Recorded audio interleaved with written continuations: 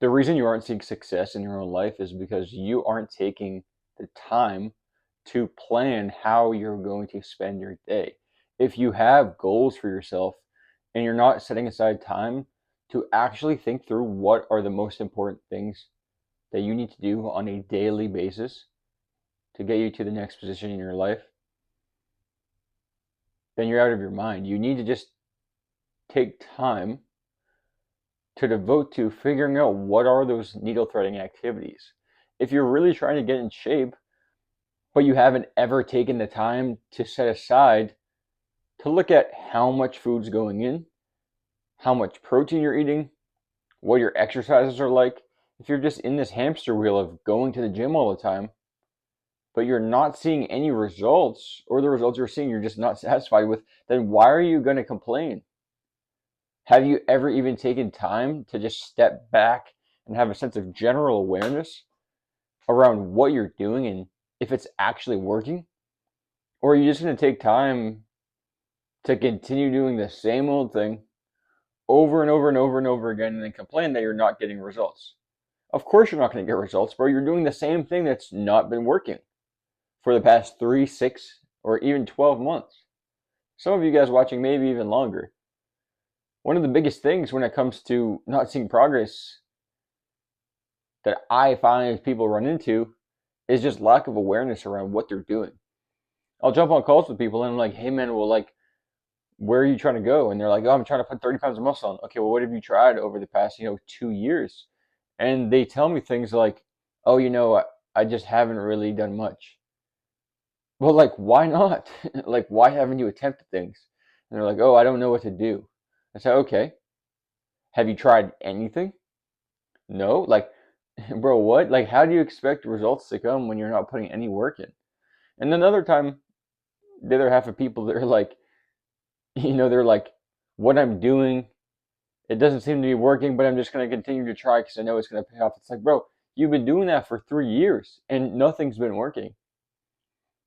And this isn't just like me assuming, like, this is them telling me, like, yeah, like what I'm doing is not working.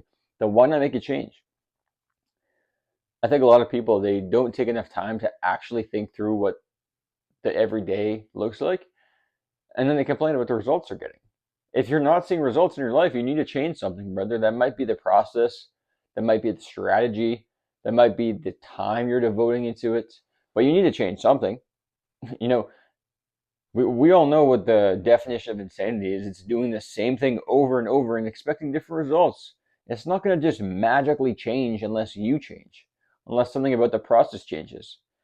How do you expect to get in tip top shape if you're doing things that you've been doing the past couple of years? Like, you're probably stuck in a plateau or stuck in a cycle of adaptation where your body needs more stimuli to actually build muscle or to actually lose weight.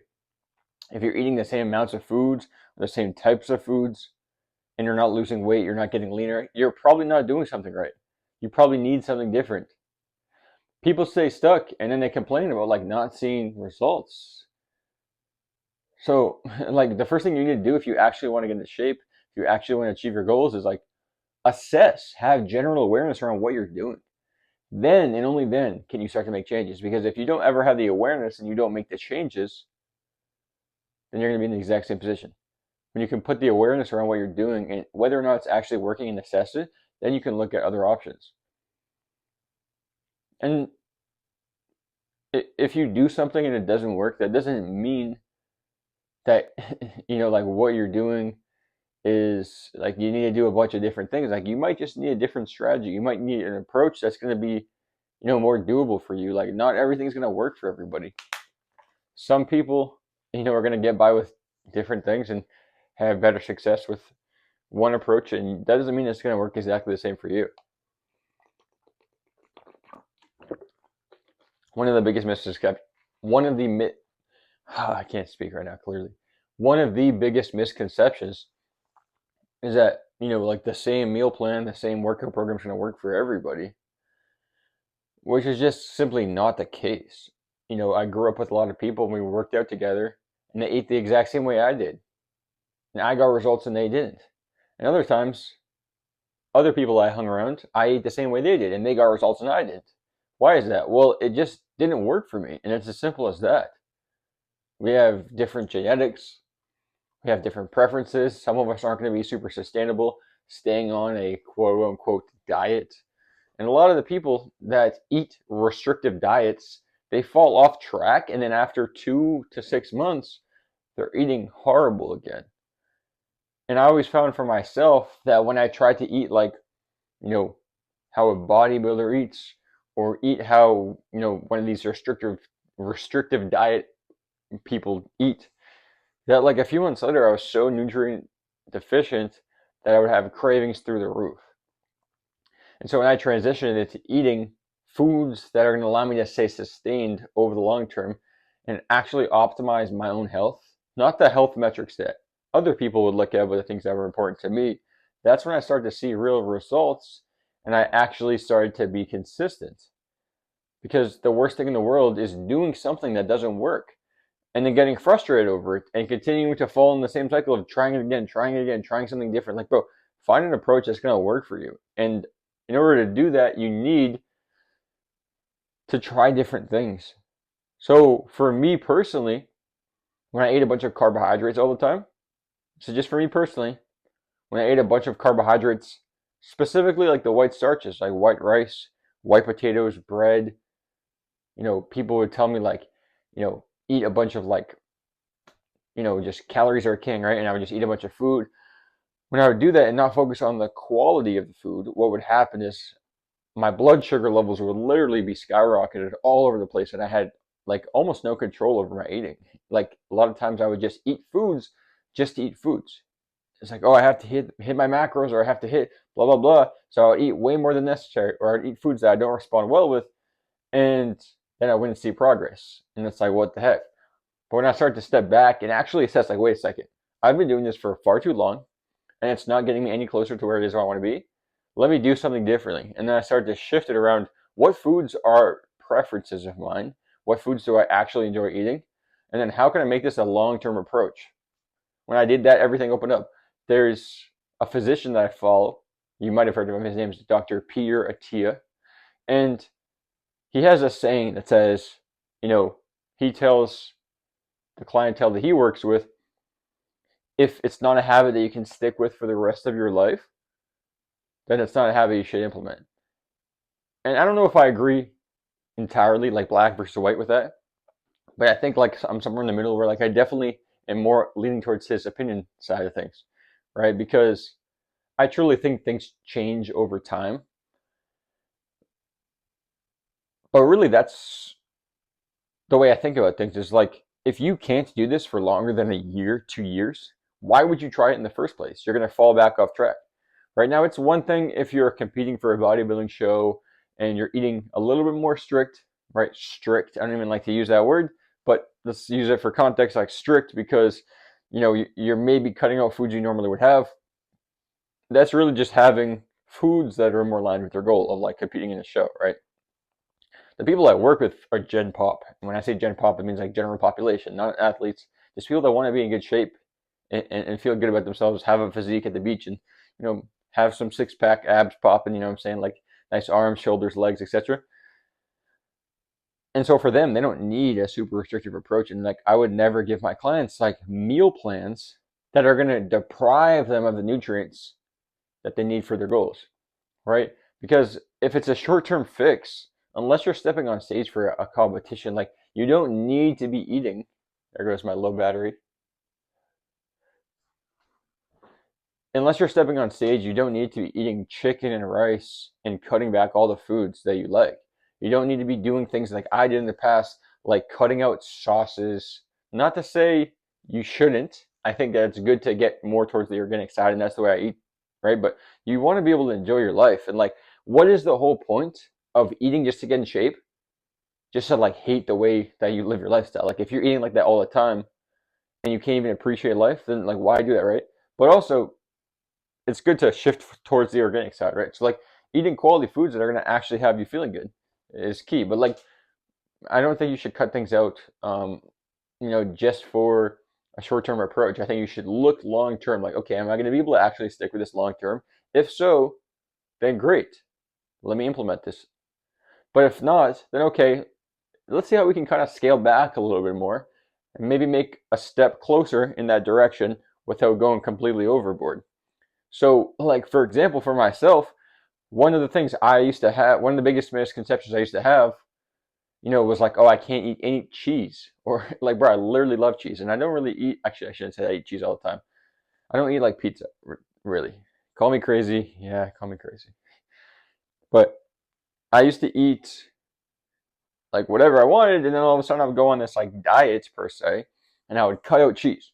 And what would happen after like a couple weeks, I would be like craving it like crazy. It's like, bro, I wish I just had some cheese or like something, or anything really, like some sauce. Like I wish I wasn't eating this plain dry chicken breast with broccoli and rice with no butter in there. Wish I had something. And then I realized that like when you figure out how to hit your macros, it doesn't really matter what foods are going in.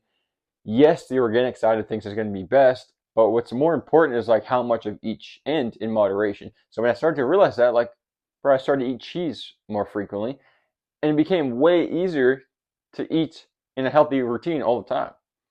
And now, like, quite literally almost every day with my breakfast or my lunch, when I have eggs with chicken sausage, I'll throw like Parmesan cheese on there. Or with my, beef and pasta meal with like spaghetti sauce, I'm using like, chickpea pasta and Parmesan cheese. And in the past, it would be like, oh, I can't have any of that because it's like bad, right? And I don't like to tie emotion into eating because what it does is it makes it so that on a subconscious level, your brain starts to lean towards bad foods when you're in a bad mood and good foods when you're in a good mood, right? So when you cut out the emotion from eating on a conscious and a subconscious level, psychologically, what happens is you don't have as much restriction and you actually have control over these things. And if you don't believe me, just try it for yourself. But when I started to implement this into my own life, what happened was I had all the control back over my eating again. I didn't have binging or overeating or things in the past that I used to struggle with because I would deprive myself like crazy from these nutrients, and I would have very low fat diets or very low carb diets or super restrictive low carb diets or zero sugar, right? And all of a sudden, it's like I haven't had this in 9 months, right? And usually I wouldn't even get that long. It'll be like 5 to 6. And it's like now I'm going to just go overboard, right? Right? Which you don't want to do. But now when I've leaned more towards the side of, okay, let me eat these organic foods and eat these healthy options, but also not have the restrictions up and these borders and these walls up, it's going to be a lot easier to stick with. And now I have things like organic sugars, which come from fruits, honey, right? And because I'm getting the sugars from there and carbohydrates here and there when I choose, I'm not having these cravings for them and I don't end up overeating. And I actually don't really eat those foods anymore because I just get them from natural sources. And then same thing with like my protein and my fat intake. Keeping those high prevents me from eating other foods. I used to literally go on a limb and just like eat over and over a bunch of foods and just like hope that I wouldn't like fall off track per se. And really what I was doing is I was restricting my calories or I was cutting back on bad foods, and it made me in the long term overeat on those foods a ton. Now what I do is I just eat literally the foods that I prefer to eat, and I feel so good with them. And because my dopamine receptors are reset from eating quality options such as beef, chicken, fish, steak, eggs, chicken sausage, vegetables, fruits, potatoes, and like not too much else, like yogurt a little bit. Because of that, I just lean that way all the time. Because I took all the restrictions off of my nutrition and stopped labeling it a diet. And also, not just that, but I started to increase the amount of quality foods and organic options I would eat. And now I actually eat unsweetened chocolate, cacao. And I don't think I'll ever want to have regular chocolate again because I just really don't crave it. And it's been a really long time that I've been eating this way. And it's because I've been focusing on increasing the quality organic options and actually giving my body the nutrients it needs so that my hormones are optimized, so that my metabolism is on point, and so that I don't fall back into these poor eating choices, right? And for the longest time, I used to struggle back and forth of like, oh, I'm eating like literally, bro, like crazy, overeating like sugar, bro, candy, freaking, bro, chips, dude, like, yo. And it wouldn't be like this intentional thing. It would be like, it would literally be me like, okay, bro, I'm not eating this food. It's bad food. It's bad food, right? I'm going to cut it out. I'm never eating that food again. I'm only eating healthy. And then I'm eating chicken and rice or ground turkey and white rice or brown rice or like potatoes and like, I don't know, bro, salmon or like dry tuna, like gross, boring, bland foods that I thought were better for me.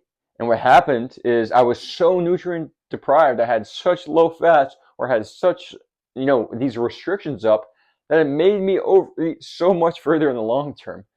And when I said, you know what, this is not working, these up and down fluctuations of eating perfect, and then all of a sudden crash. Right now, I'm eating horrible, literally horrible. And the reason I'm saying quotes is like I don't put emotion around food.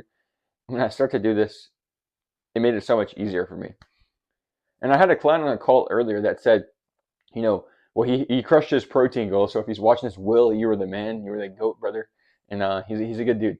But like he hit his protein goal and he went to Chipotle like twice in the same day, which I'm like, dude, that's a hack right there. Number one, that's an easy way to do it. Because I gave him an example of like, dude, the last time we talked, he said it was like hard for him to stay on track on the weekends because he would go out a lot and eat. And I was like, dude, just go for more of these protein options. And then I looked and he crushed like 2 protein bowls, burrito bowls at Chipotle. And I'm like, dude, that's perfect. Like, nice work. And that's why he, consistently hit his protein pretty much over the past week. And then I asked him like how he was feeling. He was like, good. The only thing is I tried to not do like Chipotle or the sour cream or the cheese or the guac at Chipotle. And I was like, well, why not? It's like, oh, it's a lot of fat. And I was like, whoa, whoa, whoa. Whoa, bro. Let's talk. And so I basically told him like, dude, that's not the worst thing in the world, bro. And like, is it going to actually help you in the long term? No. What's going to make him do is have these restrictions come back. So I was like, dude, the fats are going to be good for your body, help you optimize your test levels and actually get enough nutrients in there, keep you sustained and full. And also B, it's going to prevent you in the long term from craving these foods. So like have it next time if you really want it. And bro, guac is literally, bro, not bad. Maybe not ideal from Chipotle. Make it at home yourself because it's going to be probably taste a little better, have more nutrients in there. But like, bro, don't cut yourself out from having these like foods. Like, and I think a lot of people do this, and it's this common thing of like, oh, like too many fats are bad, or too many carbs are bad, or like sugar is bad. It's like it depends where and what context. Like if you're eating sugar all the time, yeah, of course it's horrible, right? Like it's gonna cause anxiety in your brain. It's gonna lead to overweight individuals and irregular blood sugar and stuff. But like if you're having organic sugar from fruit or honey or like in moderation once in a while, and you're using it A, to enjoy your lifestyle, or B, for energy for a workout, and that's going to propel you to a better spot. Not saying to overdo it, but if you're doing that on occasion or you're eating like organic options, like it's going to break down in your bloodstream and be used as energy anyways. All right, so like it's really not bad. And then like with the fats, everybody's like, oh, high fat diets are bad. It's like, okay, our body actually needs lipids, which are fats, to keep our hormones like optimized. Like we literally will die if we don't have enough fat. Now, don't take that out of context. You need, your calories in a good space to make sure you stay lean and, prevent overeating. I'm not saying just go overboard and just eat a whole container of peanut butter, because I don't think that's going to have your stomach feeling very well either. But like, just know that like when you have these restrictions, these borders up of like fats are bad or carbs are bad or sugars are bad or all these things, it's like what happens is you end up hating that food for so long that you end up loving it and craving it, right? It's like this toxic relationship pretty much where it's like, I can't ever eat that food again. I'm never eating that food again. Screw that food. That food sucks. And then all of a sudden it's, I haven't eaten this food in 3 years, bro. I need it, right? And then it's like you just go overboard. Like, bro, just literally don't label foods as good or bad, and you won't tie emotion in. And then you'll be able to control the foods that you put in your body. And with enough time of doing that, you're able to reset your dopamine receptors so that you can actually eat quality foods that you feel good with. And then once you do that, what happens is you get your control back.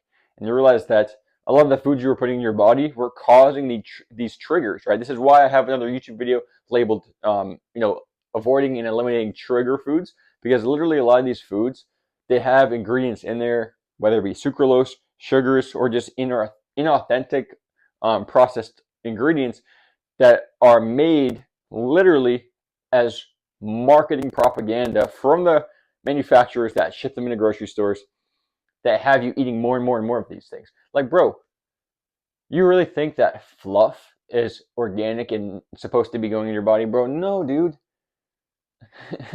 Like, bro, when I was a kid, I remember eating peanut butter and fluff sandwiches, like the marshmallow fluff.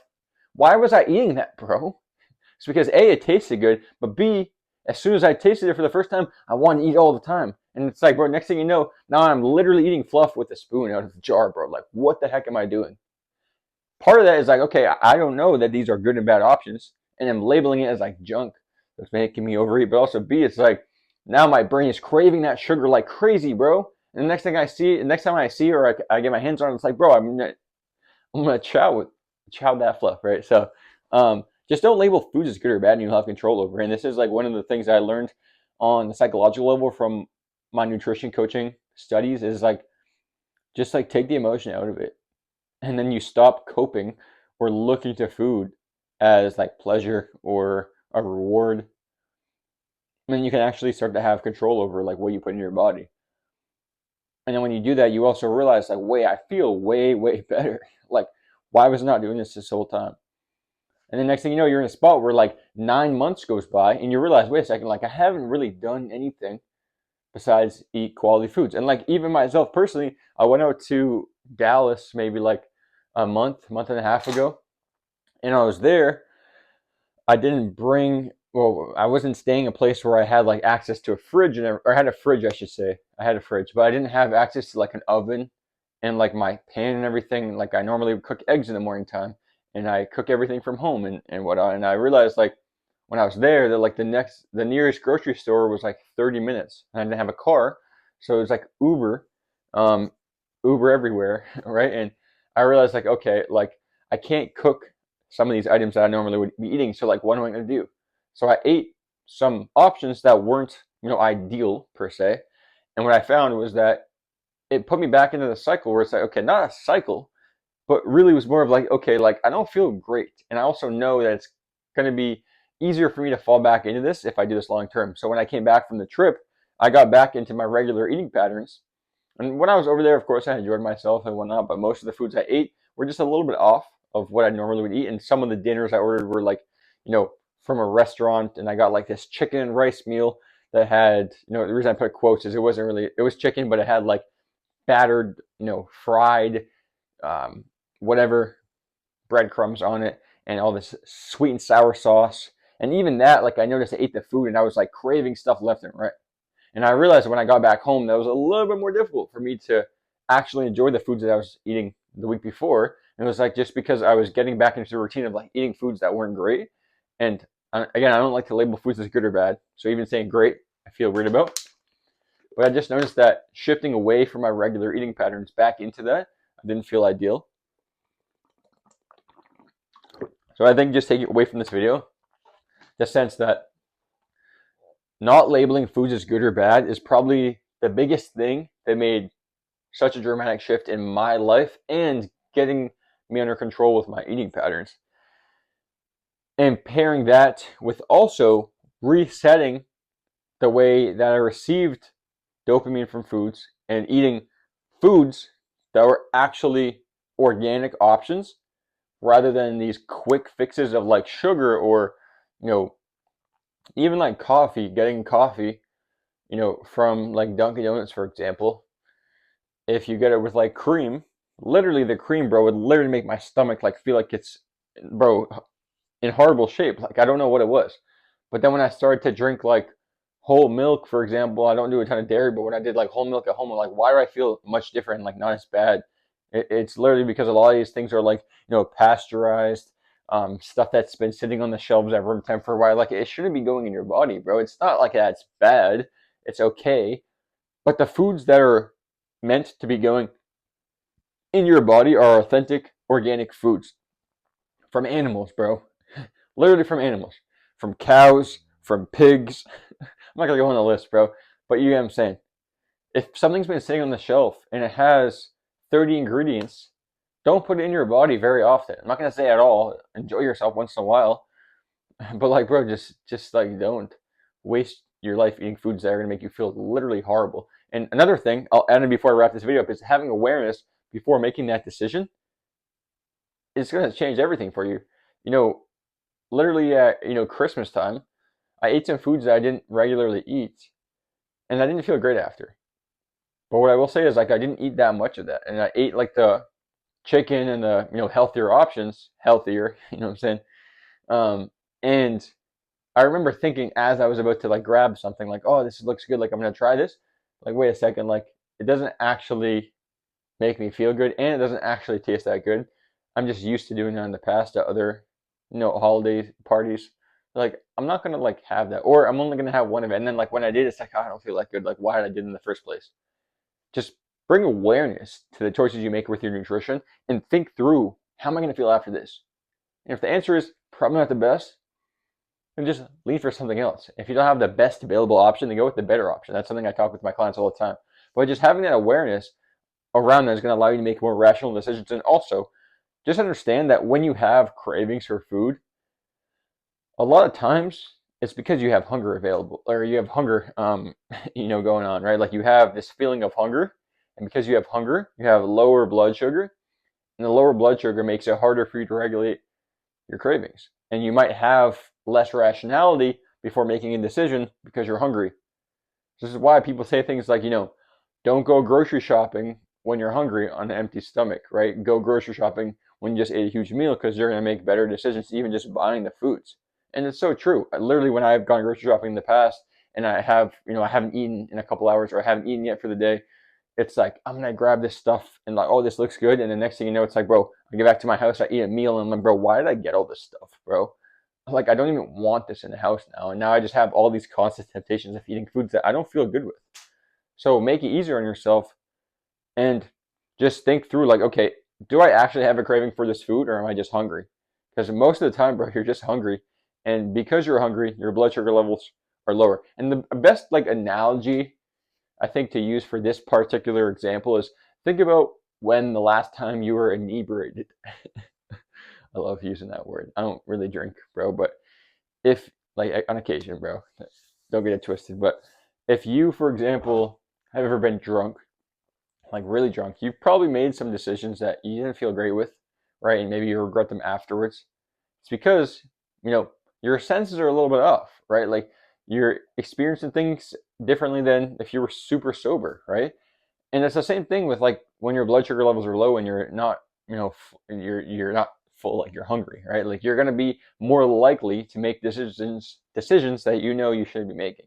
And not that there are these like bad decisions, but it's just harder for you to rationalize in those periods of state, right? So it's the same way with food. Just think through, am I actually craving this cupcake with frosting, bro? Like, what? Or am I just hungry? Because so many times I've done this. There's something sitting there, and it's like, oh, that looks good. I'm at like a family function, or I'm at like a social gathering, and it's like, that looks good. That's like a piece of cheesecake, or like that is like a piece of pizza. And I'm like, that looks good. And then I'm like, you know what? I probably don't want that. Let me just like eat that food that I feel way better with, that's organic, and go with the fruit. Or let me go with, the steak. Or like, let me go with the scrambled eggs instead.